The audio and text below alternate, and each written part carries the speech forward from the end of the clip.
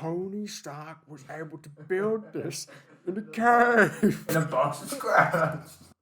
In a cave.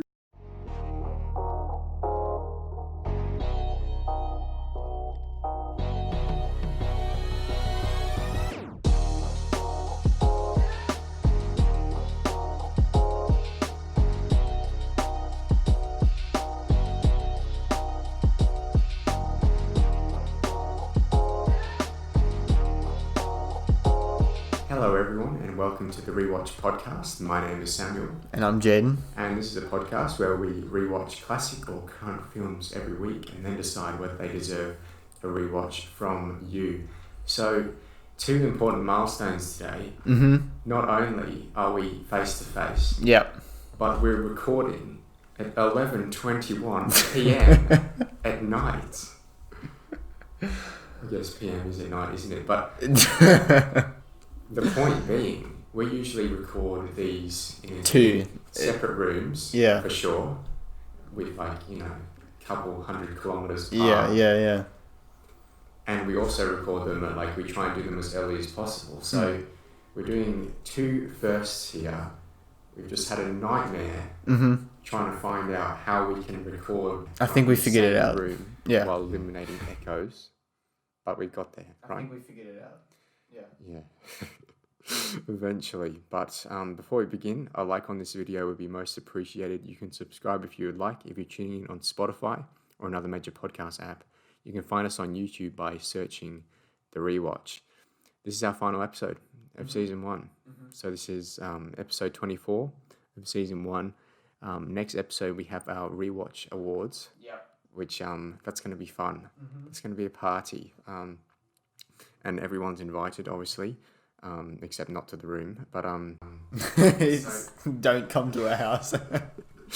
Yes, but no, it's got Rewatch HQ going here, so it'll be interesting to see how the energy goes, and knowing that if you are too critical of the Amazing Spider-Man, I am sitting in the same room, and I will use lethal force. So it'll be interesting to see how the show goes, but we've just had a nightmare with recording issues, so we're just going to hit play and do it. So if there's a small echo, I apologize. But Jaden, what did we watch this week? We rewatched Iron Man, which kicks off the MCU, being the first film released in the MCU. Probably, if you think about in terms of the MCU, the scale of the MCU, probably the most profitable film ever. Because without this film, you couldn't have the 52 other Marvel films. Avengers Endgame would not have worked the same. The Iron Man at its base, right? It's a basic film. There's no doubt about it. But when you take Tony Stark's origin film and then you bring it into all of the Avengers films, his sort of story, his arc's kind of expanded. So I feel like it's a good film to start with. It's simple, but it set up a lot. I think he has the best arc. I mean, he's the main three. So, you have Thor, Iron Man, and Captain America. And I feel like Tony Stark's arc is definitely the most drastic. Thor hasn't really had an arc yet. Yeah. He sort of just got fat to be laughed at. And then, and Captain America, he doesn't really have an arc. He sort of just gets what he wants at the end of Endgame. Whereas Iron Man goes through so much, and he's such a different person in Endgame than he is in this film. Yeah. So it'd be interesting to chat about this film, which started it all. Story overview first, obviously. So after being held captive in an Afghan cave, billionaire engineer Tony Stark creates a unique weaponized suit to fight evil. That's a pretty brief but adequate summary. That's the summary. It doesn't mention the villain. That summarizes the first 10 minutes. Yeah, it's but also probably some of the best parts of the film. Yeah, for sure. But the fact that this summary leaves out the villain is sort of like a warning sign for the what's to come with how when we talk about the villain in this film, because that's the hardest part of superhero films is the villain. So this film also has the best catchphrase I've ever heard from a film, and it's "Heroes aren't born, they're built." Isn't that just such a sick? That's pretty good. Yeah. But so we'll go through some characters. Robert Downey Jr. He's like It reminded me a lot of when we were talking about Captain Jack Sparrow. Johnny Wasn't it? Depp. Yeah. Yeah, he's irreplaceable essentially. Like, people make videos where they, recast Avengers and recast the Justice League and such, film, big film companies and franchises rather. But when you look at Iron Man, Tony Stark, right? There isn't anyone else that I could think to play him because Robert Downey Jr. delivers such a phenomenal performance. Yeah, you wouldn't really want anybody else to. I mean, I think you have to get someone with a bit of clout, like to be Iron Man. It's sort of like the Batman thing. You sort of have to be a certain, you have to have sort of gravitas to you to be able to be a superhero, but not only like a cocky superhero too. Like you sort of have to be, the type of person that fits the role. Yep. And we'll talk about it in a bit when we get into trivia at the end. But Jon Favreau, like he hired Tony Stark because he hired Tony Stark. He hired. It's funny you say that because essentially Robert Downey Jr. He's so close to who he plays. It's interchangeable. Yeah, it's interchangeable. But he hired Robert Downey Jr. because Robert Downey Jr. I think he struggled with like drugs and I think he was in prison at one stage. And he had most of his life in the public eye, very similar to the likes of like Ben Affleck and stuff. Yeah. And so he'd been through trauma, and then he had to work through it while being scrutinized by the public, and that's a bit like Iron Man. And he's also, Robert Downey Jr. Like his personality, like sure he's a bit more like artsy fartsy than Tony Stark. Like you can tell he's like an actor. Yeah. But like he's still got the same sort of presence. It's like Johnny Depp with Captain Jack Sparrow. But what did you think about James Rhodes? So Rhodey, Terrence Howard. So recast. Yeah, he was recast for Don Cheadle. Honestly, like I don't know who I prefer. I feel like I like Don Cheadle more because I've seen more of him, which is kind of biased in a way. But I think for the character that they were going for in Iron Man, like this this sort of more mature, more he's got like a foundation to him. Terrence Howard's War Machine, or his name isn't actually coming to mind right now. James Rhodes. Rhodey. Yeah. He's more mature than Don Cheadle's performance, which I feel like probably suits his character better. Yeah, I agree. And it's a shame that they recast him and they only gave him, one film. They only gave him one chance. And then, now we've got Armor Wars coming up, Don Cheadle's separate TV show. I feel like that would have been cool if Terrence Howard had, received his own TV show. I feel like that would have been cool. But, either way, at the same time, if it was switched around and, Don Cheadle was replaced with Terrence Howard... We might be saying the same thing. Yeah, we might be saying the same thing. It's like the sort of like if you don't have something, you want it. Like it's... Yeah. But I agree. Like I really enjoyed Terrence Howard. He's in Prisoners, by the way. But I don't think... I haven't seen any like other big blockbusters. He's in Princess and the Frog, apparently. His voice is like really recognizable to me for some reason. He's in Ray. But yeah, he's in a few things, but nothing really like major. But yeah, I liked him a lot more than Don Cheadle, just because Don Cheadle, he looks like a wimp. Like Terrence Howard, Terrence Howard has like this badass sort of like nature to him, and it actually, like, you can look at him and be like, you know what, I believe that's a fighter pilot, like a war veteran. Like I can believe that man can like get in a jet and like go and really deal some damage. Yeah. But Don Cheadle's like, it's like they got like the more PG friendly version. Like I'm not entirely sure why he was recast, but we've seen a lot of recasts in the MCU. Like we've had Hulk. Yeah, Edward Norton was recast for Mark Ruffalo. Yeah. Which I feel like is probably a smarter move. Yes, I agree. I feel like, but then again, it's like they got a more likable and more like a more comedic. Like Don Cheadle's in quite a few like comedies, I think, and Mark Ruffalo is as well. Yeah. So they've gone for like a more of a just like a kid friendly vibe. Yeah. Yeah, but yeah, I'm not seeing much information about why he was recast, but he says he was fired because of just, I guess, drama, I guess. But it's a shame with these things. But regardless, what did we think of Pepper Potts, Gwyneth Paltrow? Honestly, I feel like she was one of the standouts from this film. Really? Yeah, I love Gwyneth Paltrow's acting. I feel like she's great, and she's always been great in any MCU film that she's been in. I think she's been in all of the Iron Mans, and then maybe the original Avengers, and then Endgame and Infinity War. But I could be wrong about that. There might be some other ones. She's definitely got a huge contract going. Yeah, she's got a mad contract going now, and then obviously, spoiler alert, obviously... Not anymore, yeah. Yeah, well, I'm going to say it before I say it, but, she's become Rescue in Avengers Endgame, which is... It's a funny arc, because looking at Pepper Potts in this film, right? Yeah. You could never imagine her to become like someone like Yeah, and to be honest, they didn't handle that very well in Endgame, I don't feel. But that's a conversation for another time, I guess. But yeah, I agree. In this film, she's like, she's feels very awkward, which is exactly what I think she's trying to do. So that was good. Jeff Bridges, he's known on the Rewatch podcast as his by his CGI double that we see in Tron Legacy. CGI Jeff Bridges.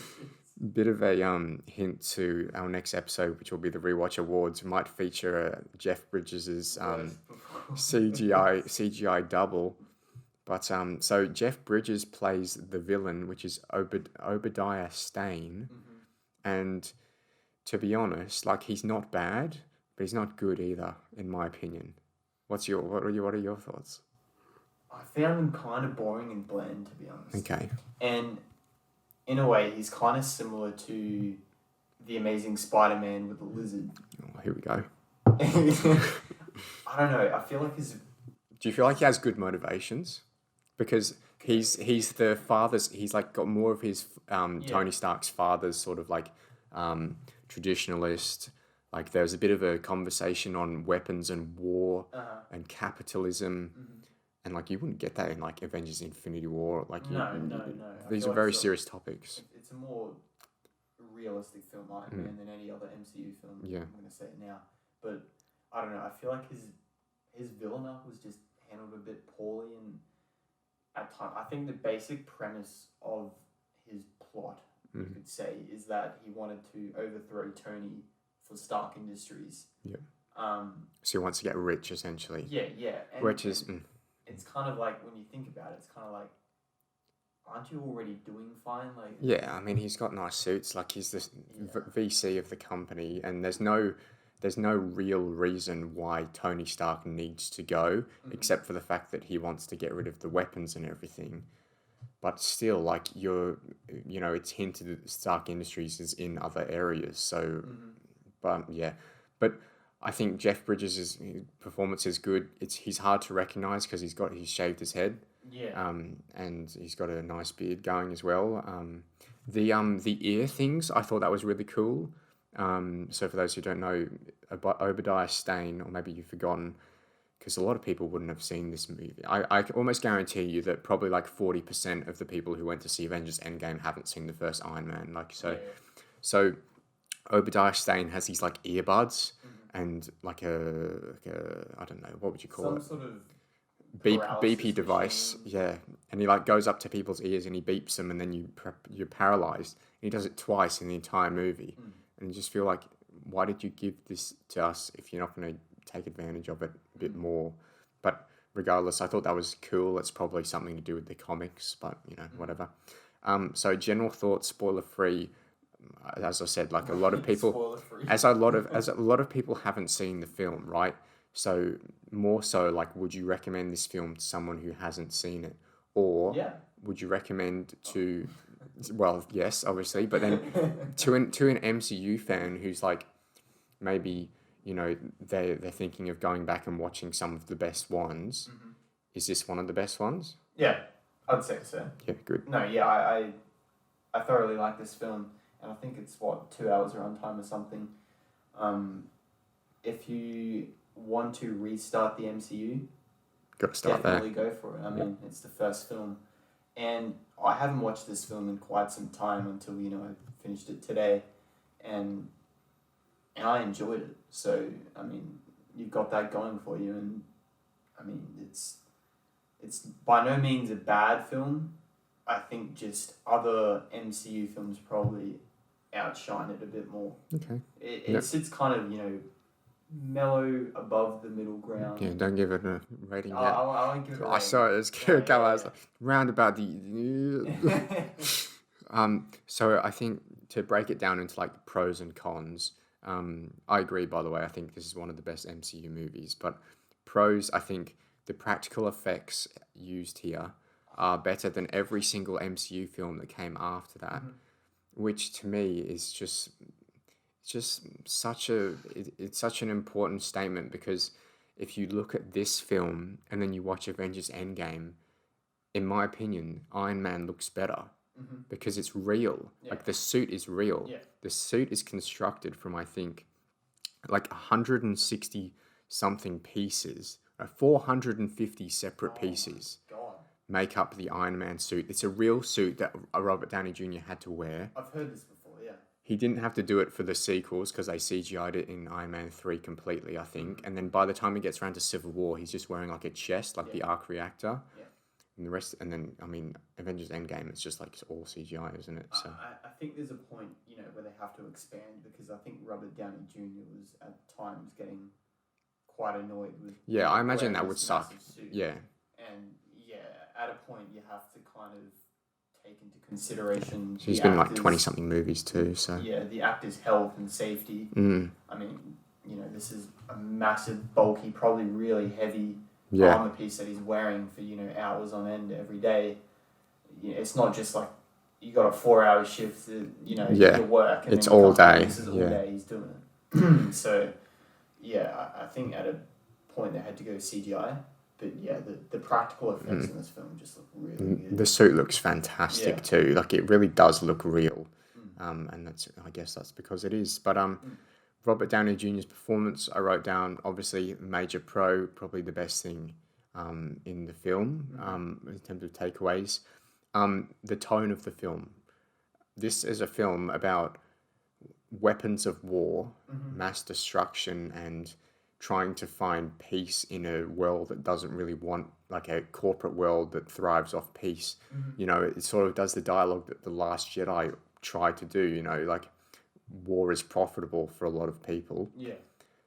So a lot of people will thrive off, war. Like I think Iron Man says at one stage, if I had peace, I'd be broke, or he said something like, but I really like the tone of the film. It's different from all of the other MCU films. All of the other MCU films are a lot more, let's say, let's compare kid-friendly. It's kid-friendly. Let's compare it to Spider-Man Homecoming, right? Yeah. Spider-Man Homecoming, and to be fair, it's probably Peter Parker as a character is a lot more playful. Yeah. But it sets like a different tone. And like I said this before, Iron Man is probably the most realistic, down-to-earth MCU film. Yeah. Which I think is great, because I've been watching like a lot more, realistic films lately. Like, I watched The Wolf of Wall Street, Django Unchained, which viewers, you should all watch these films. And, even The Social Network. And it's kind of cool, transitioning into the MCU with a realistic film. Yes. So I've been watching all these realistic films. And, I actually really liked it. I like the element of realism, because at times, superhero films, they kind of feel, a bit cheesy, a bit comedic. And like not to take a dig at like Guardians of the Galaxy or anything, because that's like got quite a comedic tone. But like films like Thor, for example, like the first one, that's quite serious, I think. And so is the sequel, and then Thor Ragnarok, they just made it Guardians of the Galaxy, essentially. But, it shows that just because you have a serious tone doesn't mean it's good, and just because you have a playful tone doesn't mean it's good either. Yeah. So you really need to have the story that works with the tone. And, I mean, this is a film that opens with Tony Stark being, like, almost blown up by his own weapons. and then it goes into him having surgery and then being waterboarded. Yeah. It's like you don't want to sit your like 10-year-old down to watch this. You want them watching Guardians of the Galaxy. Yeah. Or Spider-Man Homecoming. So it kind of makes you question whether they did a change of sort of. It's clear. It's clear. Mass audience. They went for mass audience. And but then again, like this, I'd say this is quite accessible to mass audience too. Like, and it's not. I think it's M. So it's M in Australia. So for the Americans, that would be like PG, because they're like one lower than us. And so they've maintained a consistent rating, but if you compare this to something like Civil War is a very serious movie. Like, do people die in Civil? Yeah, people die in Civil War, but none of it's on camera, and there's no guns. Like, at least I don't think there's any guns. But I'm sure like if someone that was listening, a fan of Civil War, send me a clip of all of the guns or something. But I think it has does Winter Soldier yeah. Winter Soldier where Winter Soldier goes, a gun goes with him because he has no other powers, doesn't he? Pros, I think I wrote villains motivations, but I don't know what I was smoking. But that is not a pro. maybe that should have gone down to cons. But another pro I think is the music, and I think we'll dive into that later. But I think the music's really good in this film too. So let's dive into a bit of a plot then. I really loved in that opening scene, Iron Man or Tony Stark, because he's Tony Stark yet hasn't become Iron Man. Just the dialogue, like he calls the army dude Forrest from Forrest Gump. So he says hey Forrest, and then he starts talking to the army trooper in the front, and he starts talking to him, and then she answers back in a woman's voice, and he's like, "Good God, you're a woman." Yeah. You could never get away with that. That's what I wrote. I'm like, if this was now, this film would be cancelled. Yeah. Because it's so funny, but just like how he executed the lines, and with all the references, and there's quite a few like pop culture references throughout the film. Yeah. Tony Stark obviously watches movies, but what did you think of the opening scene? And because we see like the army trucks and they get blown up and. Yeah, no, I think the first thing I wrote down was that I'm going to censor myself. I love this film. There's a word before it, but and obviously we have Back in Black, AC/DC, which I think is just it's hard to go wrong. It's such like an Iron Man film, and it's funny I say Iron Man song, you mean? Iron Man song, because I think it's Black Sabbath made a song called Iron Man. Which plays at the end credits. But no, I feel like Back in Black was established as Iron Man's theme in this film, and then they brought it back, didn't they? It continues on, but it's such a great song to like pair with his character, and I just love how the intro opens because it something happens, right, and then it goes flashes back. And it and then we're invested. Question like what happened? I want to know. Exactly, you're sucked in, aren't you? Yeah. But no, I think that was quite a clever way to do it. And at the start, because I hadn't watched the film in a while, I was like, what happened? I can't remember. And I kept watching. I was like, oh, yeah, that's right. So, I think it's quite clever. I love when he takes a photo with the soldier, and the soldier does a peace sign with his hand, and Stark tells him, please, no gang signs. Yeah. And he's like, throw it up. He's like, no, throw it up. Looks super cool. But I wrote we get these jokes, but then as soon as the explosion goes off, it's like a war movie, I think those three soldiers, like, we don't see them specifically get shot, but like it is implied, like they all get shot. Like everyone except Tony Stark is dead in that situation. And then Tony Stark like gets blown up and like, what is it like? What's the stuff in grenades that he gets in his... Shrapnel. Shrapnel, and then he gets like shrapnel in his chest, and then he has to get surgical out. Like, this is all like in the first 20 minutes, and you're just thinking like, geez, this is not your daddy's, I don't know, just like, it's not a very kid-friendly movie. You know what I found really interesting? What happened to Rhodey at the start? Yeah, because he's in the convoy, isn't he? Yeah. At the weapons demonstration. So where did he go? And because he gets in the convoy, he goes in a car, and he's like, oh, He's like, nice job on the. Yeah, and he says, "Are you coming with me?" And he says, "Oh no, I'm not." Like Yeah. he, for some reason, Tony Stark doesn't want to go with him, which Yeah. doesn't really make sense. But it's sort of like, everybody else around me needs to die, so you're not going to be here because you come in later. But What happened to him though? because I think it's implied that like all of them get blown up because otherwise, They would have saved Tony. yeah, exactly, and Tony wouldn't have been captured. So yeah, So what happened? what to the Rhodey? hell Did happened Rhodey there? not Because come, he like, is in the He's convoy, there, and it's clear that we see him live. and then he says, "Next time you ride with You me." ride with me. So But like, did he where just were you? walk away from Tony? He's just like, "All right, Tony, you're dead. See you later." Maybe he thought he was dead. Maybe he thought like, but still, like, Rhodey's like set up as a heroic sort of like military Exactly. hero. So you'd think that like he'd be coming in guns blazing trying to save his best friend. Exactly. So what on earth happened to Rhodey? I don't know. John Favreau doesn't want you to think too hard on that one, mate. And John Favreau's He's still nervous. sitting there like, Look, "Oh." John, I know you're listening to this. It's okay, mate. Don't worry. He's thinking, oh my gosh, there was a whole. They found the error. They found the plot hole. The whole MCU could have collapsed on that, But I've written awards show exposition is a bit on the nose. You know how we get like the whole Tony Stark gets the award, and some awards show host comes up and he goes, "Tony Stark is a billionaire playboy genius." Yeah. And it's like, I'm going to tell you about this character, so we don't need to show you in the first 10 minutes of the film. And it's like, here's his entire backstory before we give him an award for no reason. Yeah. It's like sort of like they don't do that at awards shows. Like, can you imagine? No. Like the celebrities. Here's Leonardo DiCaprio. Yes, Stars in the Revenant. Started off his career at 16 years old. It's just like, by Martin Scorsese. just say Leonardo DiCaprio, and he walks up and then he talks for too long and so I thought that was a bit on the nose. Like it was a bit of a cheeky way to set up a character. Just be like, here's everything you need to know about Tony Stark's past in a matter of seconds.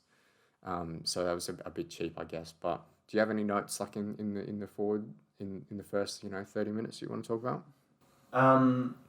Yeah, I think this is considered in the first 30 minutes. So you might already know this, but the terrorists that actually capture Stark, they're called the 10 Rings, right? And obviously the 10 Rings hasn't showed up too much in the MCU, but they're releasing Shang-Chi and the Legend of the 10 Rings. That's coming out.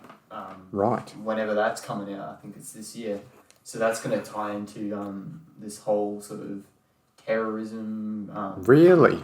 So I thought Shang-Chi would have been more of like a samurai thing, but maybe that's just... Yeah. I think it's going for that, but I think at the same time there's also an element of terrorism in it. Oh, that'll be interesting. So yeah, they haven't brought it up too much in the MCU, but it seems like they're bringing it back, which is cool because I'm pretty sure the 10 Rings is like quite a big thing in the comics. So it's cool to see them bring it back into film because I actually really liked like I said, the element of realism, and that kind of shows in my my loving for the Dark Knight. It's yes, one of the same year by the way, 2008. There you go. It's a good year for superhero movies. Very good year for superhero. Probably the best there ever was, to be honest. I feel like I'm just a person that typically tends to like not down to earth, sorry. Realistic superhero films more than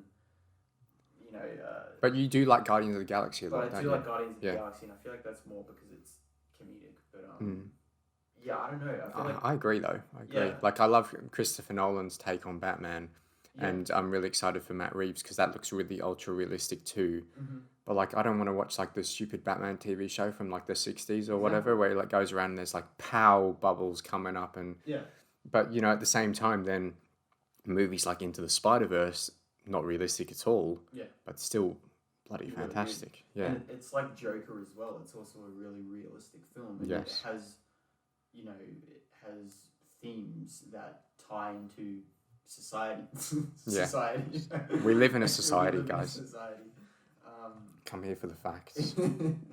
But no, I don't even know where I was going with this. I think I was talking about Shang-Chi and the Legend of the 10 Rings. But yeah, that's a quick fact. So the terrorist organization in this is somehow going to tie into that. Oh, that's cool. That's cool.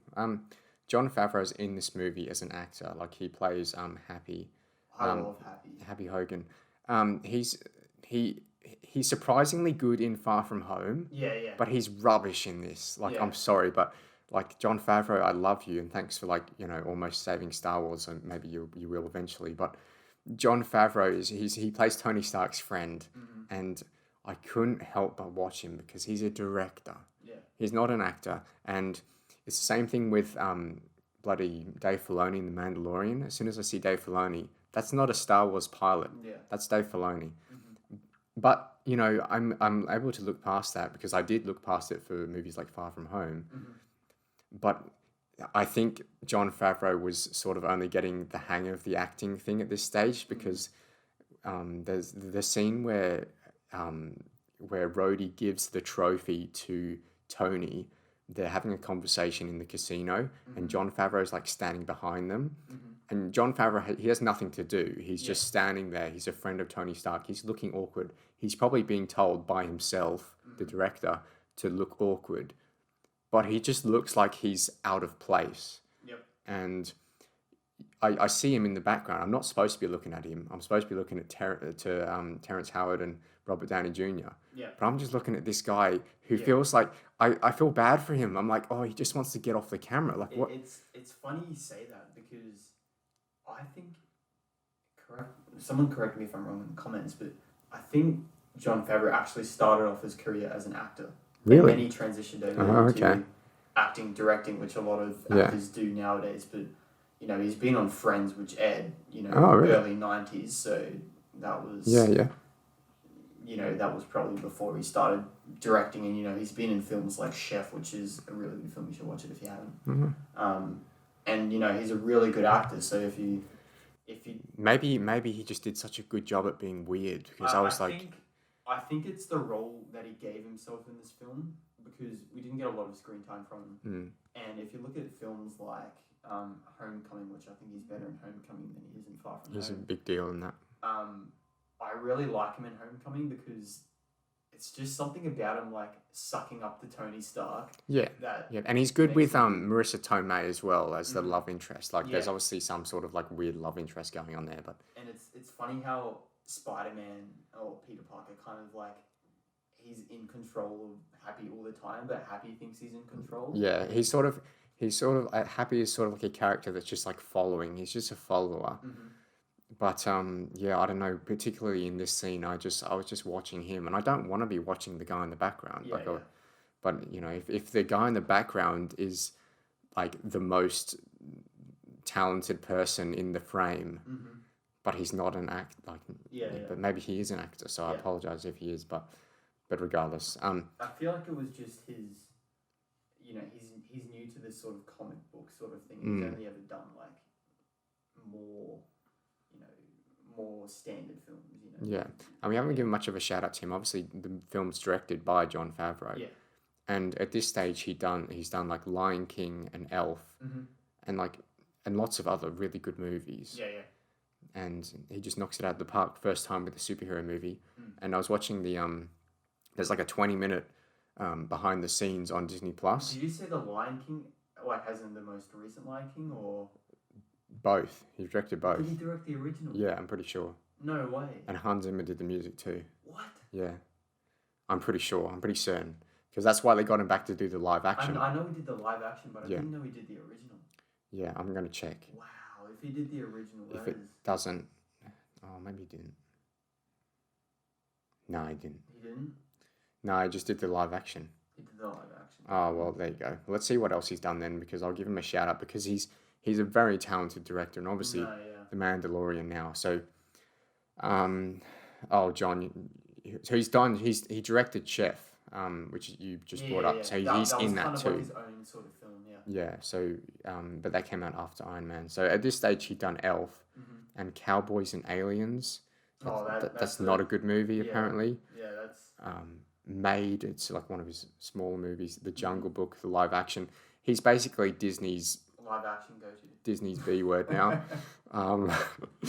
Disney B word. But regardless, he's a talented director, and he's done all of the Iron Man movies, and the second one's not good, but the third one's okay. Did he direct all of them? Yeah. So regardless, shout out to Jon Favreau, Mandalorian. Yeah. He's saving Star Wars. Got a good quote here. Peace means having a bigger stick than the other guy. And then the reporter says, that's a great line coming from the guy selling sticks. And that's before he, bangs the reporter. Yeah. Another thing you don't get in like Guardians of the Galaxy or Spider-Man Homecoming. No, yeah. I mean, how is this rated the same as Guardians of the Galaxy? Like, it's a bit bizarre. I don't understand. Maybe it's the language. Maybe they turn the language up in Guardians or something. But regardless, I thought that was a really good quote, and it touches on the actual theme of the movie. And there's serious themes. The serious themes, serious consequences, like literally mass extinction. Terrorists are going to get their hands on these weapons. But did you have any particular quotes in the film that you really liked? Not really a quote, but I think Tony Stark standing in front of the explosion and the weapons. Yeah, that was pretty cool. That's such an iconic shot. Yeah. Like I love that shot so much. And then the massive wave blast comes through, and I feel like it's a really cool shot. Yeah, fair enough. Yeah, it's a lot of really money shots in this. It makes you question how they did it, right? Yeah, because they got to have some sort of wind, and that was all special effects. I remember seeing that. So those actually maybe they were practical. They film it and then they put him over it. But yeah, so and they obviously got to get the wind coming as well. But they use a wind machine or something. I imagine. So there is a sex scene in this movie. I mean, obviously it's not very explicit, but regardless, when they roll off the bed, the laugh that comes out of Tony Stark is something that reminded me of Mark Hamill's Joker. I don't know if you notice, but it is absolutely horrifying. I can see how you would think that. It's insane. That's not a laugh. Is that even coming out of Robert Downey Jr.'s mouth? Is that some ad lib? It could literally be anyone. It could be Jon Favreau for all we know. It's just. And maybe they got Mark Hamill. Why are you laughing? You just fell off a bed. That's gonna hurt, mate. That's gonna hurt. Hey, Mark Hamill, can you come in here for a second? We just need you to do the Joker laugh. It sounded like that's what I wrote down, because I was like, WTF was that laugh when Tony and the reporter rolled off the edge of the bed? Did Mark Hamill's Joker just enter the film? Question mark. Also, quick note, the Audi R8 in this movie, 2008, the Audi R8s look incredible, but I won't say anymore because it's not a car podcast. Is it? Because you're not a car. Jaden, you could say that about anything, we're talking about chefs too much. We're not a chef podcast. This is not a Jon Favreau podcast. This is not a Jon Favreau podcast. I'll ask you a question, Jaden. I want you to answer it very seriously. Is it better to be feared or respected? Because that's one of the quotes, right? Yeah. Oh, who asks Tony? Tony Stark asks himself. He asks himself. He asks himself. It's in his monologue before the explosions, I think. Okay. Is it better to be feared or respected? I'd probably say respected. No, it's a trick answer. He says, is it too much to ask for both? Oh, wait. No, I was thinking what I would say. Oh, what you would say? What I would say. Okay. No, I know. And what would you say, respected? Yeah, well, yeah, obviously. I mean, that was a poorly question. Not in the business of being feared nowadays, are we? No. Torture scene. After you're finished, he will set you free. No, he won't. And then another guy replies, no, he won't. It's real consequences in this. Yeah. They're literally terrorists have captured the protagonist, and they're making him build a nuclear, the Jericho. Yeah. Yeah. A destructive weapon, and they're going to kill him after he does it. Yeah. And he has no choice. Yeah. Pretty dark stuff. So Tony being Tony, he finds a way out of it. He's like Batman, isn't he? Yeah.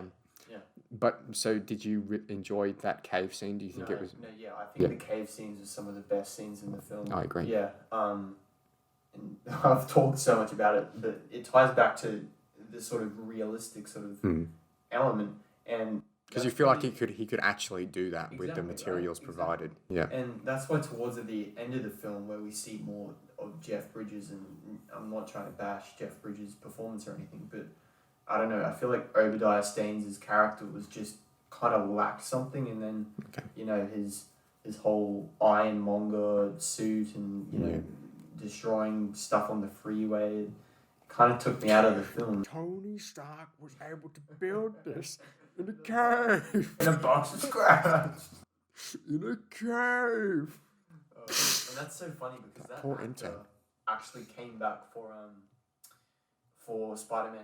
Oh, really? Yeah, and then he was Mysterio's like little side character who helped him build all the drones and stuff. It's the exact same actor. That's funny. But no, that was a really funny line by Jeff Bridges. In a cave. Box of scraps. But like he executes the hell out of that line. Like that could be yeah. a stupid line. He built this in a cave. Yeah. Like duh, we saw it. Like of course. Yeah. Whatever. Like he built it in a cave with a box of scraps. He had fun. He had fun with this because apparently the script wasn't ready. Like the script wasn't like finished like word for word. Yeah. And so like for example, they'd walk into a scene and they'd be like, okay, this is what's happening in the scene. Say whatever you want. Improvise. Yeah, and that's how we get some of the best lines from Robert Downey Jr. For example, I'm Iron Man. That was improvised. No way. Yeah, that was improvised, and then they went through a whole like sort of list of things like with Kevin Feige to see if they could check it off, because obviously it's a big thing with superheroes talking about their identity, like revealing their identity. Talking about like as in the final. The final scene. No way. Yeah, it was. That's like what the film ends on. They call it it was ad-libbed, so it means like made up on the spot. So I'm Iron Man was ad-libbed by Robert Downey Jr. Producer Kevin Feige approved it, using it in the final cut of the film, and credits this with his decision to largely do away with secret identities in the MCU. That's so good. I really like how they went that direction as well, how they revealed his identity. Because a lot of the time what we see now is, Spider-Man. That's it, really. Probably even Captain America, Black Panther maybe. A lot of superheroes to say, probably not in the Marvel. It's more like Batman and Superman. Like I mean, the three most popular characters in the world are Spider-Man, Batman, and Superman. They hide their identity. Yeah. So I kind of like how they went the path and just saying like to hell with that. It also feels like Tony Stark would do it as well. Yeah. For hell, who cares? He's been an idiot. I'm Iron Man. I want to be Iron Man. Everyone's gonna respect me if I'm Iron Man. Yeah. Respect me and fear me. There we go. No, I like how they went that direction, and it's a really good way to end the film as well. And then it ties back into his final arc. Spoilers, where he dies in Endgame, and he says it again. Yeah. I am Iron Man. Yeah, for sure. That's so weird how he basically altered the fate of the MCU. Yeah. That by improvising. Yeah. In Endgame is like probably one of the biggest lines in the MCU. Yeah, and that was being tweaked as well. Like, so it's incredible. Some of the best parts of films are just like actors just feeling like maybe this will work. Yeah. But I wanted to touch on the scientist that Iron Man stuck in the cave with, because he was quite good. Only in the film for like 10 minutes, but really made you care about him. At least from my perspective, like. His death was quite, emotional. Like, you mean Jensen, right? Yeah, Jensen. I actually really liked Jensen in this film. Yeah. So he tells Tony Stark, the plan is we're going to get out of here. I'm going to go see my family. And we find out his family's dead, and that the plan was for him always to die. Yeah. And that's like both clever writing and just good character. Like, and it makes his sacrifice so much better. Yeah. And I just wrote down like, we've met this guy 10 minutes prior to his death, and his death is so much better than movies like Rogue One and Solo, and movies where like most of the characters die, but we don't really care. Whereas this guy, 10 minutes, and we care, and we're sad, and you're also like almost happy for him because like he's completed his journey, like he's going to see his family now. He thinks, that's the next step, and then he tells Tony Stark not to waste his life. Yeah. No, I really liked Jensen and this character, and I think in this film, and I think one of the notes I wrote down was I actually really liked Jensen, and I think his character was great, and it's kind of a shame that we didn't get to see more of him. Because but at the same time, should we have received more of him? Probably not. He worked well for Tony's character. He worked well in this film. He kind of stood out in this film as just like a standalone role. Like they didn't have to bring him back. Yeah. Kind of like what they should do with Joker and Joaquin Phoenix, but they're not going to do that. Yeah. No, I actually really liked him in this film. Yeah, because when Tony Stark goes into the cave, when he comes out, he's a different person. That's what Obadiah Stane says at one stage. What a bizarre name, by the way. But so, because he goes into the cave, he makes this connection with this father-like figure who knows science, and he's able to teach Tony Stark not to waste his life. And he comes out of the cave with a mission. I wanted to give a special mention to this stockbroker TV personality guy. He's like, let me show you Stark Industries' business plan. And then he proceeds to take a baseball bat to a mug of Stark Industries. And I'm like, what is this? Like, people don't get that excited when, like, it's like, and in finance news today, Tesla has gone down 3 points. Yeah. The weather today is like... It's like, Stark Industries. I want to see this.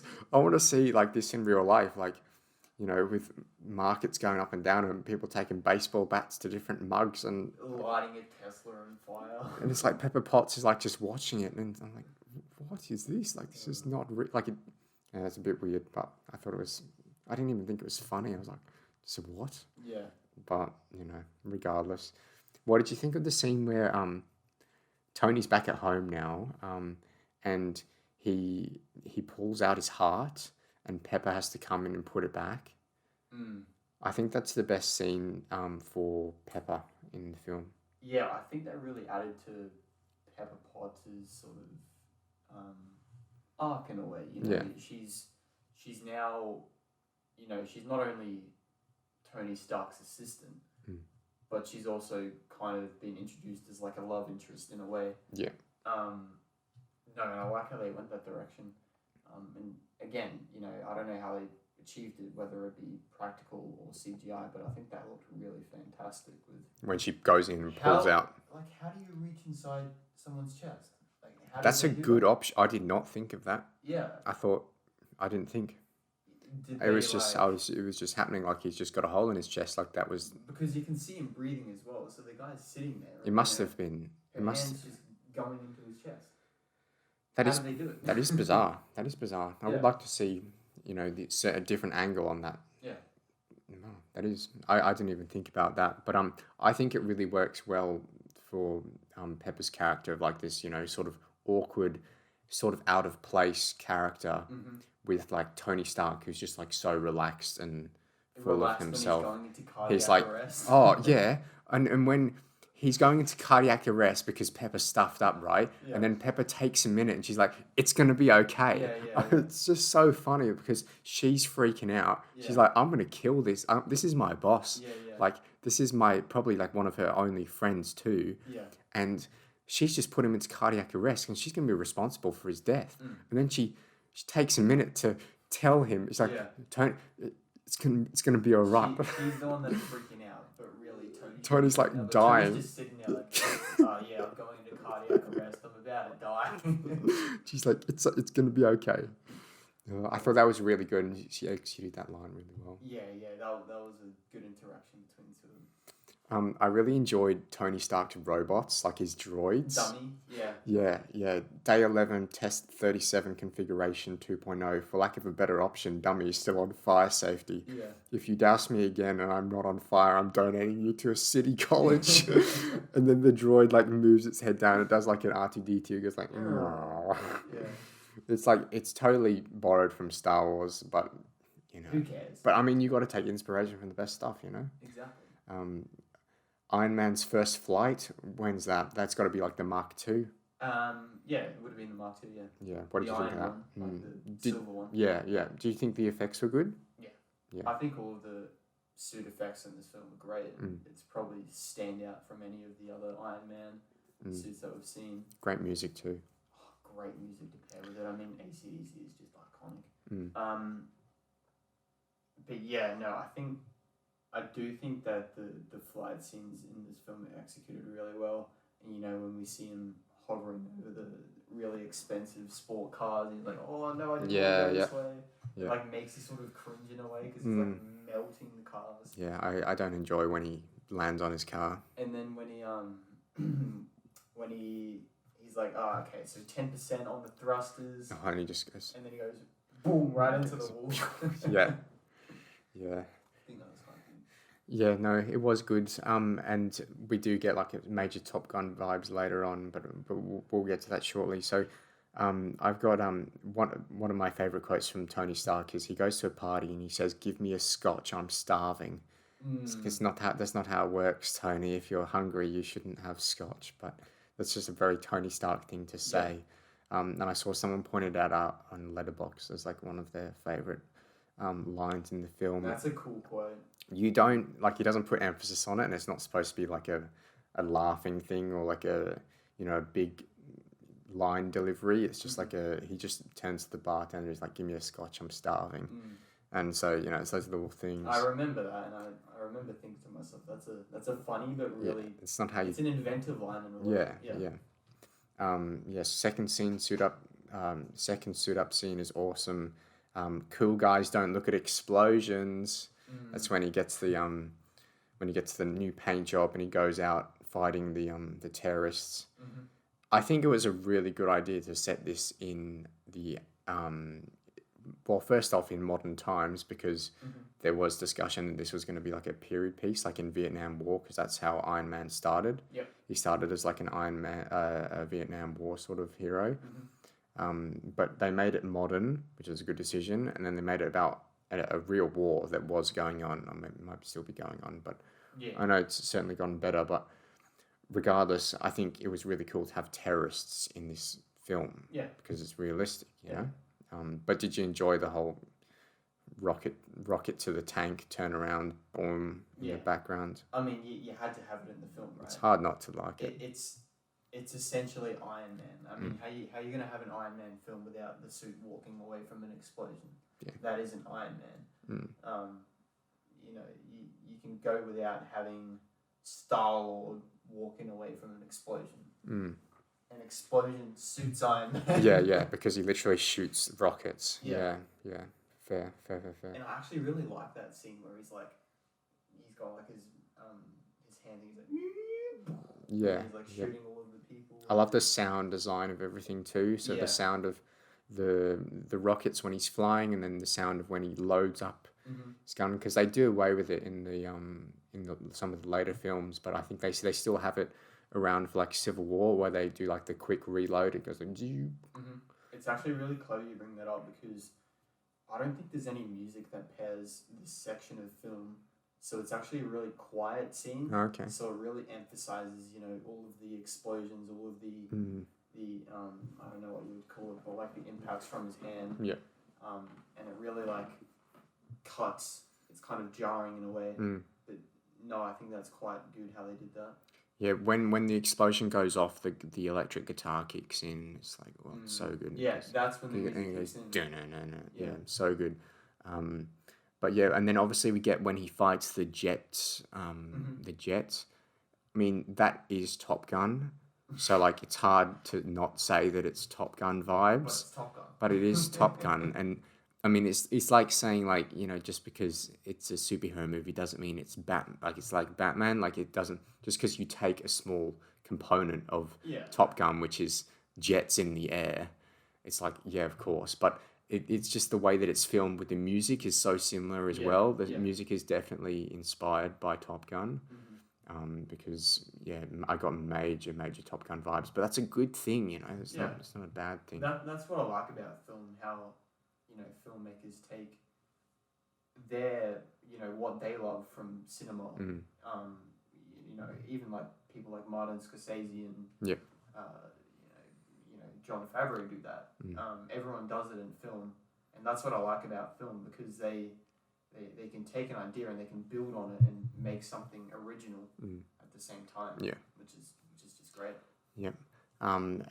So cool effects as well, cool music, cool characters too. Obviously Tony Stark and Rhodey, and they're having a chat, and he's like, "I'm driving with the window down." That's the name of the song. It's a really good Driving song. with the window down. Yeah. That was obviously when he's flying around. Shout out to Obadiah Stane for being a very secretive bad guy. I don't know if you noticed, but when Pepper Potts is hacking into his computer, he has 2 folders. One's called Top Secret, and then the next is called Ultra Secret. Which one do you think's more secret, Top Secret or Ultra Secret? Ooh. It's got to be Ultra Secret. It's got to be the topper It has one. to be Ultra Secret. Because Top Secret's so basic. But let's be real. No one's walking around with a folder that says Top Secret. I know, because people are just going to click on that. People are just going to click on that, aren't they? You just call it like files or something, like, you know, tax or something. Nobody's going to click on that. But commiserations to Terrence Howard's line of "Next time, baby," when he looks at the Mark II suit, and he never got his next time, which is a shame. It kind of makes you long for a War Machine film for him. Yeah. Which, you know, at the same time it could be biased, but I would have liked to see him be War Machine. Yeah, and it's such a shame. Like, I mean, I usually hate when people when directors put in like throwaway lines that set up a sequel or something. They're like in Avengers: Age of Ultron, when Captain America goes Avengers, and then the movie ends, and it's like, just say Avengers, you idiot! Like, there's and then, you know, now we got Next Time, Baby, and that's a cool line because it's Terrence Howard, but. And then, it just hurts. It just hurts when, you know, that thing, when they say a thing's going to happen and it didn't. Yeah. It's just, it's rough. But I just want to, like, step back a bit. Yeah, go for it. There's a part in the film where Obadiah Stane actually foreshadows him becoming Ironmonger, which is the name of his character, if you didn't know. And he uses the line he's quoting, and he's talking to Tony Stark. He's like, "We're ironmongers, we make weapons," which I think is a good foreshadow because, you know, he goes on to become Ironmonger. Yeah, and he doesn't really give himself a name, does he? It's sort of like the comic name that's sort of just attached to him. So if you know the comics, you would know what he's called, and you would pick up on it, which I think is good. Like Tony Stark doesn't specifically be like Ironmonger, like he's just like Stane. Yeah. Hey, Ironmonger. Like that would just be stupid. And then Stane's like, "Hey, Iron Man!" Like it's just, it's like, wait, Tony, that's you? Wait, what? Yeah. It's like, a bit bizarre, but yeah, I think I stopped taking notes because I was just enjoying the film, but it's exactly what I did. Because this is like we get to more of like the third act, and maybe we were just enjoying the final battle for what it is, and you know, sure, it's not, you know, the villain isn't necessarily compelling, but he's definitely got a sense of danger about him, and I haven't written down, you know, the scene where he paralyzes Robert Downey Jr. and Robert Downey Jr. has like a Wolf of Wall Street-esque sort of like crawl down the stairs to get the new heart, and then the droid gives it to him. But what did you think of that, having watched Wolf of Wall Street? It's very similar, isn't it? It is pretty similar. Yeah. I didn't like pick up on that watching the film, but now that you it's the same sort of thing. Like, you know, he's been put in a position where he's paralyzed and needs to get somewhere. That's such a good. Obviously, we're not talking about the Wolf of Wall Street, but I really like that scene. No, because, you know, it's a good sort of like trope, because you think the character's like on his last legs and there's no hope for him. Because you don't know where Pepper is and Rhodey isn't anywhere. And he's like literally crawling. Like, he's supposed to be paralyzed, but he's moving, so that doesn't really work. But, you know, whatever. Well, at the same time, you know, where is his paralysis? Is it just like in your neck or something? It's not really explained.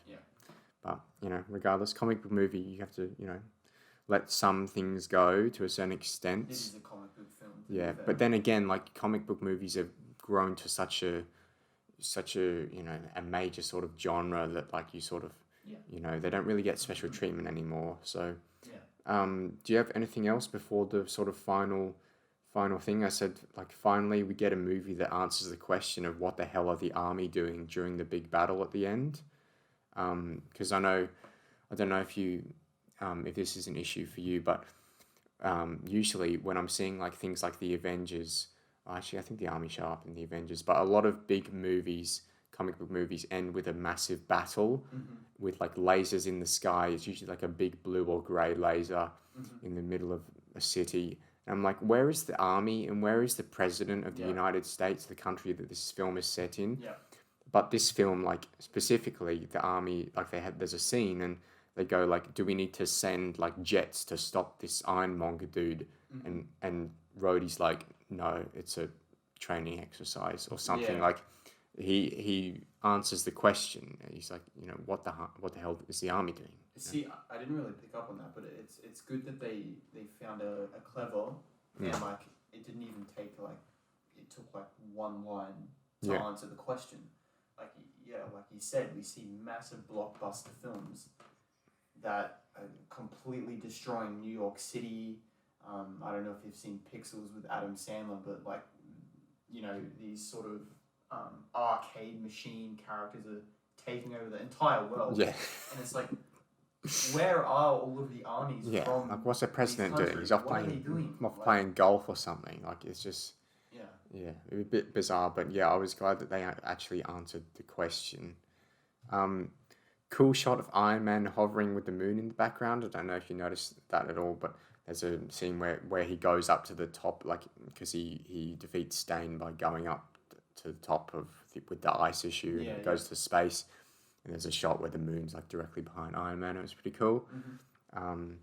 But yeah, that's all I've got. I've just got like what an iconic ending, obviously with the whole. The truth is, I am Iron Man. Yes, and so refreshing to have a superhero tell everyone who they are. Yeah. Because I don't know about you, but I just get tired of like Peter Parker being like, but I can't tell Aunt May that I'm Spider-Man. I can't tell Mary Jane and God knows everybody else. Like. But at the same time, that makes sense for Peter Parker. Yeah, right? When it makes sense, but like sometimes you're just like, come on, like just like because you want to see what happens when they do find out, and like sometimes they never do. Yeah. Like you never get clarity, but you never get closure. It's so fitting for Tony Stark to say it. Yeah. Like it just fits his character so well. So I like that they did it. Yeah. And Robert Downey Jr. was probably like, I'm not concealing my identity. Yeah. I am Iron Man. I'm Iron Man. But you know what? They had to tell the extras, so the reporters in that scene, they had to tell them there was a dream sequence because they didn't want it to leak out that he was going to reveal his identity at the end. So they kept the fact that he was going to reveal his identity a secret. There you go. Interesting. Do you have anything else?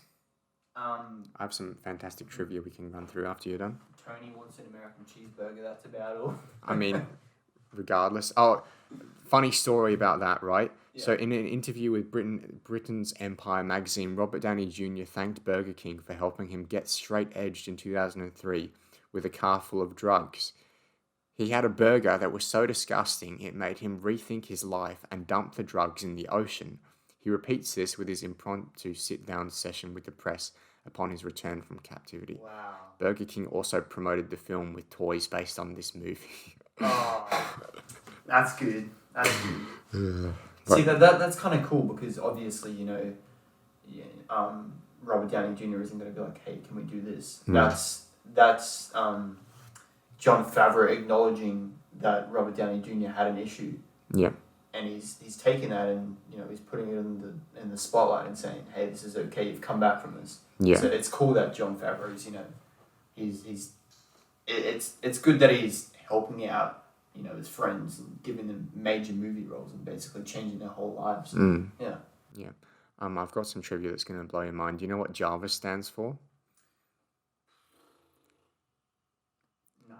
Just a rather very intelligent system. And obviously, so you know that it's voiced by Paul Bettany, but Paul Bettany has never seen the film and is unfamiliar with the plot. This is probably before he became was created in 2017 or afterwards. So Paul Bettany has never seen Iron Man and is unfamiliar with the plot. He said Jarvis was the easiest job ever and it was almost like a robbery because he only worked on the film for 2 hours, so he did all of his voiceover work in 2 hours, got paid a lot of money, then went on vacation with his wife. And his wife is, she voices the AI in Spider-Man Homecoming. She's Karen. Oh, she's Karen? Yeah. No. What? So I imagine like they wanted somebody British who was a female because they wanted to mix it up and they didn't want to do Jarvis again. Oh, that's so they're like, good. yo, Paul, you got a wife or something? That's He's like, so yeah. good. So there's fun facts for you for Spider-Man: Homecoming there. Wow. Yeah. So let's go for another fun fact here. So Jon Favreau celebrated getting the job as director by going on a diet and losing 70 pounds. Wow. And I will say he's looking fit in this movie, man. He is.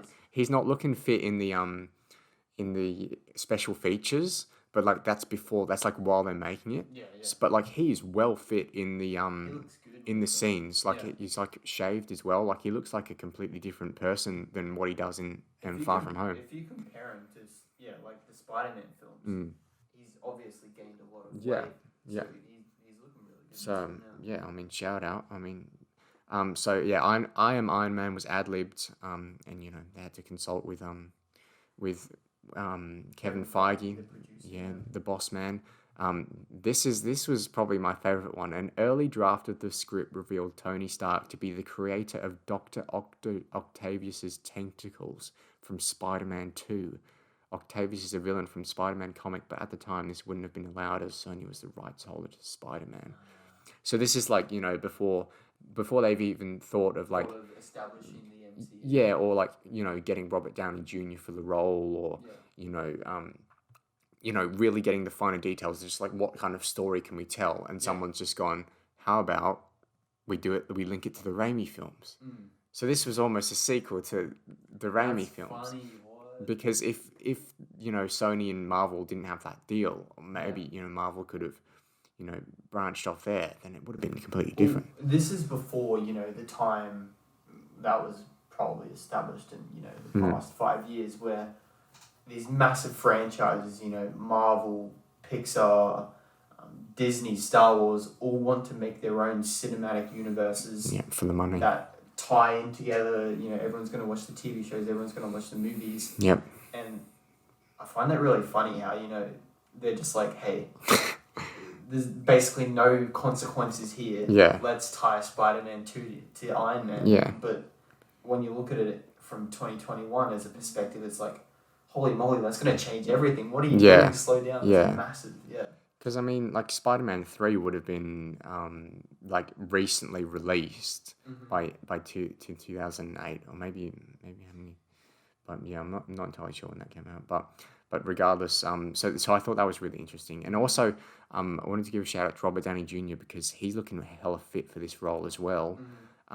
He said, like, he worked out extensively for, like, in a period of, like, over 6 months, like incredibly, like, he is quite fit. And when he's, got his single on, when he's actually like, hitting, hammering the thing, and you really believe like that, he's got the physicality there. So you can tell he was, he put everything into his role. Without further ado, I think we should move on to the music segment. So the music in this film is produced by Ramin Djawadi. That's not pronounced right.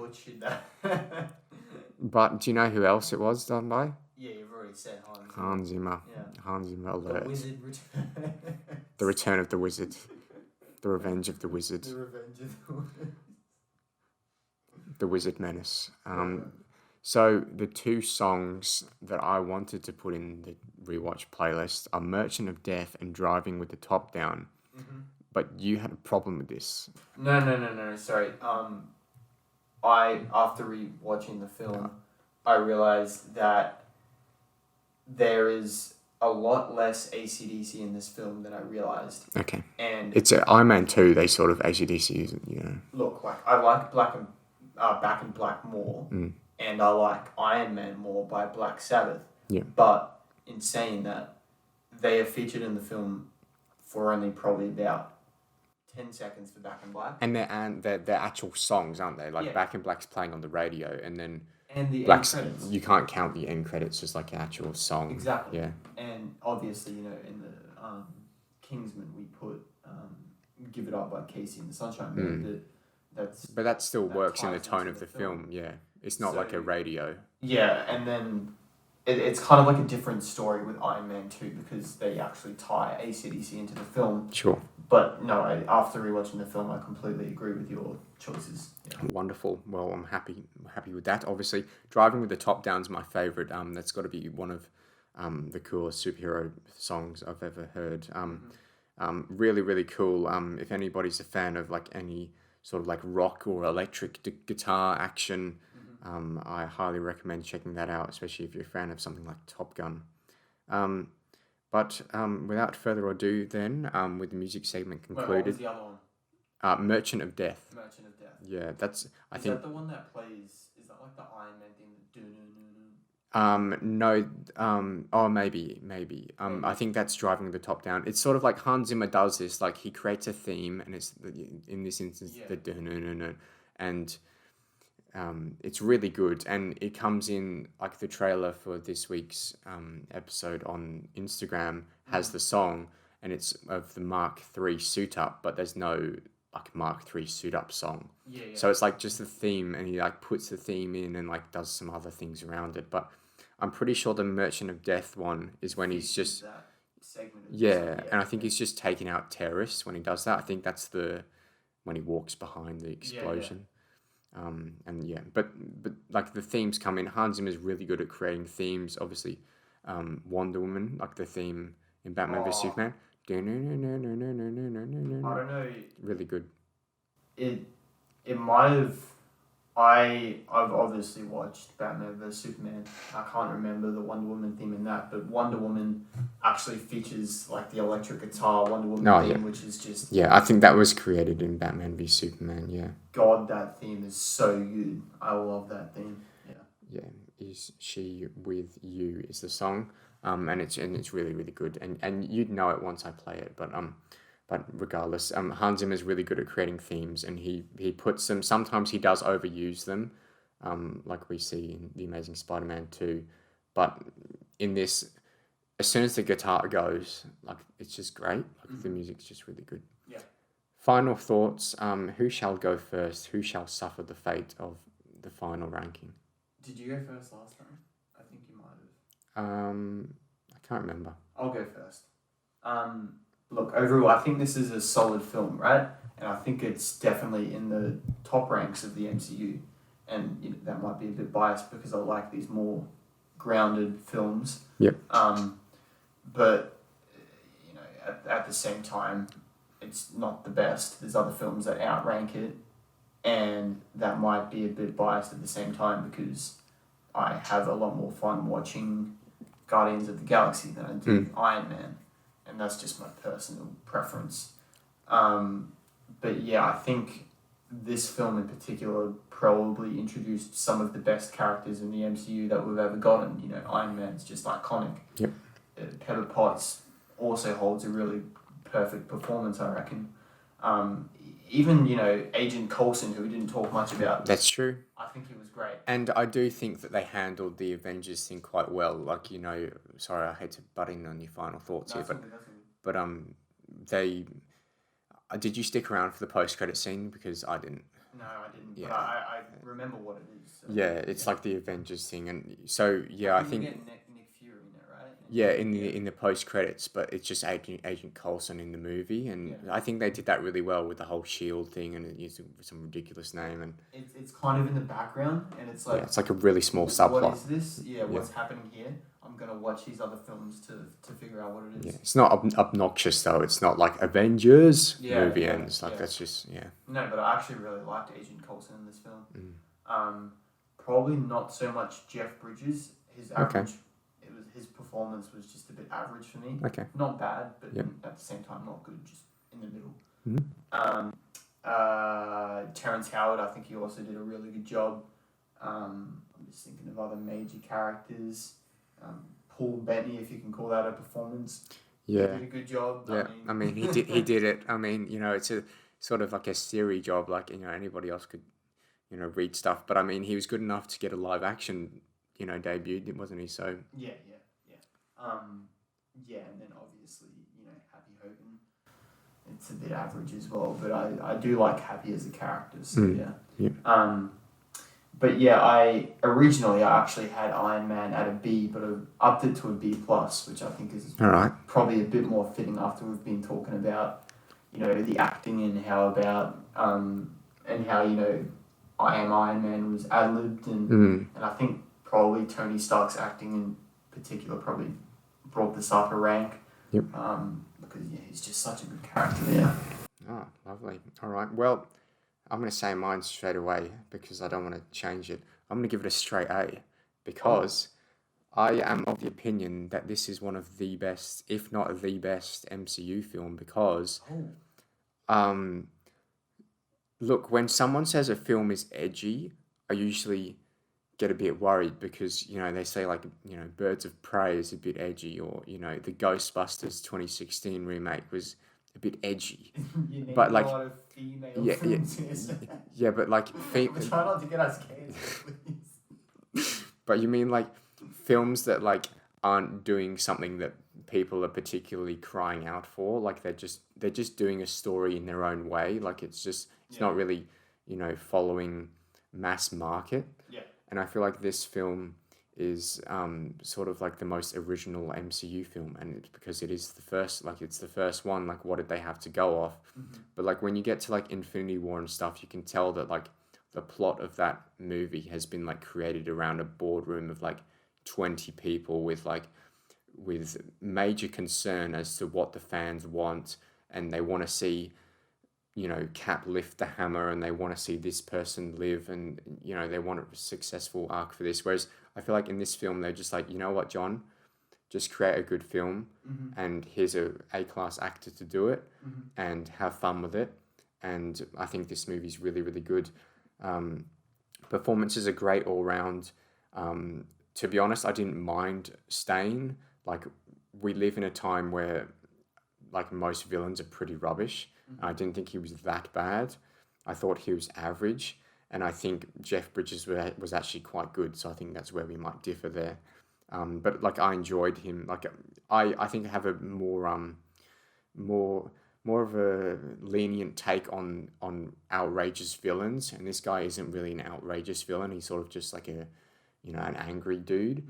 But regardless, I really love the realistic tone. I love the effects. I love the music. And I think this is one of the best looking MCU movies, which is, almost like sad to sort of, say, because we've had so many movies since with such bigger budgets. But you can tell this film was probably made over like 5 years. Yeah. Whereas like most MCU films are, short turnaround of like a year or two. So that's what I'm sort of worried about with the next Spider-Man film. But regardless, I think this is one of the best MCU films, and I rank it higher than probably the average person, I'd say. Like, but then there is a lot of consensus I saw on Letterboxd. Like a lot of people do agree that this is. I think I saw it around about 4.5, 5, 4. Yeah, there's a lot of this is the best, and how did Marvel go from this to like Ant-Man and the Wasp, and at the same time though, I mean, people are commenting on the film, and you're probably getting more people commenting on the film because it's their favorite MCU film. For sure. Like at the same time, you get a lot of people on Ant-Man and the Wasp giving that a 5-star because I'm sure there's always people they care about that film enough to give it a ranking. But yeah, for me, this has just like they took a risk, with this, and it's got its own sort of flavor.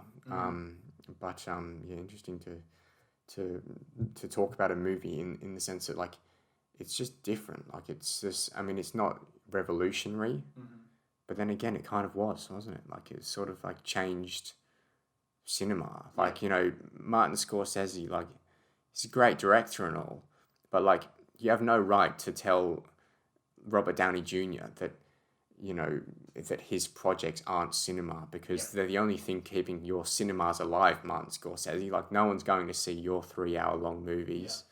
They're going to see a 2-hour Iron Man movie where explosions happen. And so, I don't know. This is probably a debate for another time when we do a Scorsese movie or something, because there's a bit of a rant hiding inside my heart there that's peeking out at the moment. Fan of Scorsese. No, I'm a fan of him. Well, some of his movies, but I'm just not a fan of his attitude to MCU films because I feel like, of course they're not. Has he actually commented on? Yeah, because he said they weren't cinema. That was his viral thing. He came out and he said the MCU films are like theme park rides.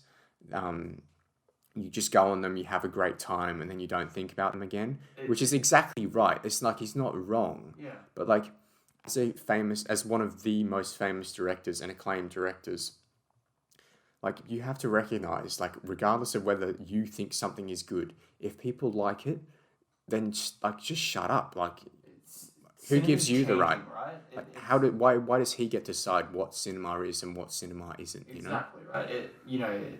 People might say, respect your elders, but at the same time, I think theatre and cinema is having a shift in what the general media and people are liking. I mean, people of our age probably prefer to watch superhero blockbusters rather than 3 hour long films like The Irishman. And then, people of an It's the older... longest 3 hours of my life, mate. Longest 3 hours of my life. And then, older audiences probably prefer to watch more, realistic films. Yeah, I mean, like the Scorsese movies, like he delves really into the character and the story and the writing, and so you got to respect that. Like Wolf of Wall Street, it's probably like his least sort of like really creative. It's sort of just like an entertaining film. Like it's the most entertaining Scorsese film, I think. Yeah. Because like all of this exciting stuff's happening, and like just because a film's entertaining doesn't mean it's bad. Like it's just you got to respect something for what it is, and you don't go into an MCU thinking that you're gonna get a nomination for Best Picture or something. Even though Warner Brothers think they're gonna get a Best Picture nom for Wonder Woman 84. God, I'm gonna kill someone if that happens. I want to know what they're smoking. But yeah, at the same time, like Martin Scorsese probably sets out to create masterpieces. Like every film that he thinks of, it's the same with Christopher Nolan, Quentin Tarantino. Every film that he creates, these people create, they intend it on being the perfect rating. They create everything in the perfect way. But Jon Favreau, who directed Iron Man, he didn't set out for this film to change cinema to be a perfect film, because it's clear that it's not. But but I feel like at the same time, Martin Scorsese shouldn't be commenting on what cinema should be. Like that's just a bit unfair. Because people have different opinions. Yes, and on Iron Man, I think this is like if I was to give an MCU movie to the critics and try and get the best rating, I'd give them this one, because I think it's the best film, like as a film, like because if you think of Infinity War, probably the best MCU film. Yep. But you've got to watch at least 6 films before seeing that to really get the the benefit and see the the PTSD of Tony Stark and the dreams that he's been having and all of the context there. Whereas I guess Guardians of the Galaxy is sort of the same boat there too. But it's a lot of fan service in the later films, right? And that's why I like films like The Winter Soldier as well, which I'm not sure if you're too big of a fan of, but it dives into the reign of Hitler and World War II and all of that. that's true. And it doesn't really have a lot of fan service in it, so I feel like that could also stand alone as one of probably the critics or the media's best reviewed film, because like you said, Endgame is probably one of the best MCU films, but Iron Man standing alone is probably one of the better MCU films if you kind of extract it from the rest. But then it's a problem with sequels. I mean, do you do something like The Dark Knight? Is that can you create something like that as an origin story? And you probably can't, because you have to spend so much time giving an origin. But I think would you think this is the best origin story in the MCU? I'm just looking at other characters. Like Captain America, Thor. I didn't really like Ant-Man. Captain America, the first Avenger. Ant-Man, no. Yeah, look, I would say it's up there. Yeah. Iron Man is Yeah. All right. Well, I'm happy to leave that there for today. Bit of a sidetrack there, but I feel like it was a conversation worth having. Thank you for listening, everybody, to this episode of the Rewatch podcast, live from our headquarters, the Rewatch Studios. If you'd like to follow us on Instagram, you can do so at the Rewatch Pod. It's 12:44 a.m. So we're going to go before our neighbours get angry. But next episode, we're doing the Rewatch Awards because we've just finished season 1. That's it. It's done now. So yes, big claps to the audience, claps to Jaden. Yes, thank you for watching. And so next episode, we're doing the Rewatch Awards. And Jaden, do you want to explain a bit about why we're doing that? Yeah. So essentially, if anyone's still listening, if you're still listening, you're going to tune in next time. Look, the Rewatch Awards I think it's kind of a thing that we just thought up probably about halfway through season 1. What we're doing is we're taking all of the films that are contained within season 1. So this isn't anything to do with like the films that we've watched in 2020 or 2021. This is strictly films in season 1 of the Rewatch podcast. And at the end of the season, which is going to be episode 25 for each season, we're basically going to do kind of like a mock-up of the Oscars or the Emmys or any other... But better and with more credibility. More credibility. Trust us. Yes. What's our motto? Because we're not gonna succumb to identity politics and diversity. Diversity, yes. We don't have no diversity rules. We're gonna give the best award to the best person, regardless of their race, gender, whatever their background is. We're gonna give best picture to the best picture that we think is the best picture.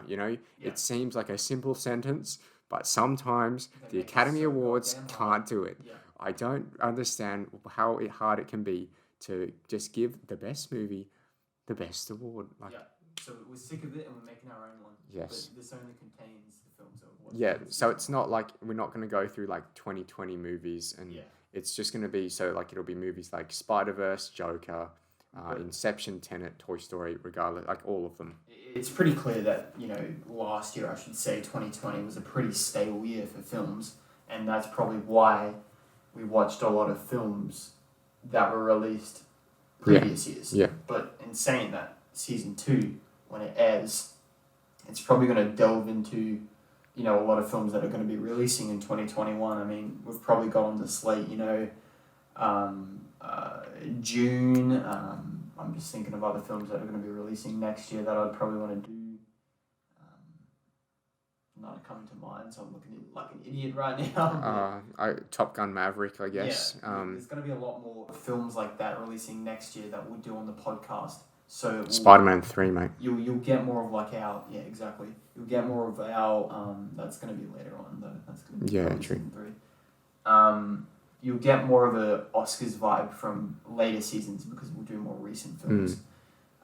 But that's essentially what it is. Yeah, we'll do like a whole mock-up. We'll make it real professional, and we'll get you involved in that as well. We're trying to do like a fun vibe as well. Like some of our awards, like we've got the prestigious meme award, for the movie with the best memes. We got like more specific to the actual movie. So we've got best villain and best hero.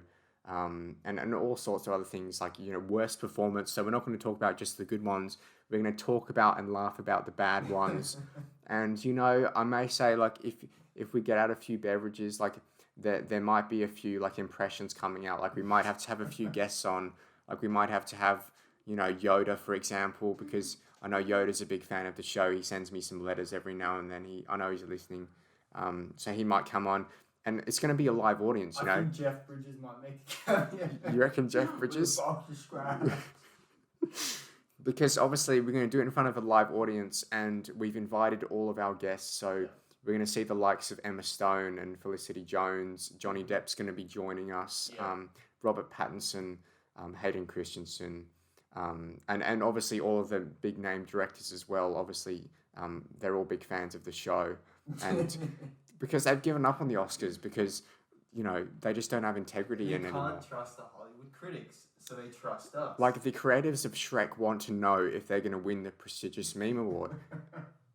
And George Lucas is sitting at home, wondering, listening to this, hoping, praying that the 2 films nominated in the prestigious meme award of his, Revenge of the Sith and Attack of the Clones, are both nominated. And he's crossing his fingers at home, hoping that he's going to take out that award because he has won 0 awards and 0 recognition for that franchise that he did with the prequel trilogy. It looks so good on the show. It's time for some respect, says George Lucas. And you know what? We're going to give it to him. we have the People's Choice Award, which is not us, it's you guys. Not affiliated with the People's Choice Award in any way. Oh yes, sorry, I forgot to say it's not affiliated with the People's Choice Award. It's just for copyright reasons. It's it's an adjective, not a noun. My mouth is hurting from swallowing. So the 4 films that will be available for you guys to vote, if you're still listening, will be on the Instagram. The 4 films are Spider-Man Into the Spider-Verse, Tron Legacy, Monsters Inc. and Joker. And we put those in because those are our top listened or top rated podcasts. Spider-Man, Tron Legacy, Monsters Inc. and Joker. And that's in conjunction with both YouTube and Spotify, Apple Podcasts. All of our streaming platforms. So if you're looking at YouTube and it's like Tron Legacy has 20 views, it's because it popped off on podcasts. Yeah. And shout out to Harry for that because he was the only reason why that did pop off, I think. Because I don't know. Tron Legacy's... Maybe it's going to take out that award, Jaden. No. Maybe Harry's going to get his mates because, like, so many people watch that episode, like, listen to that episode. Maybe there's going to be an army incoming and Tron Legacy is just going to take out all these awards. Like, major upset. Like, might have to get Harry on to come accept that. Harry's gonna log in with put in an acceptance speech. Oh, yes, maybe. Might have to, But regardless, so if you can vote on that if you'd like to. But the Rewatch Awards will be next. We're going to have fun with it. We're just going to have a good time. Wrap up season 1. And I don't think we're going to take a break, are we? Because, we'll probably hop into season 2 shortly afterwards. Oh, yeah. Maybe we'll take a week off. We'll see. Yeah. Depends how well it goes, I guess. But regardless, that's been the Rewatch podcast for season 1. Yes. We hope you enjoyed. We've had fun. We've had more fun in this one than the rest of the others combined, I think. Yeah. 100%. Because we're in the same room. So it's only going to get better. Sorry if there's any audio issues, but regardless. We'll figure it out for season 2 and just getting used to it. So. Yes, to infinity and beyond. Thank you for listening and bye for now. Adios.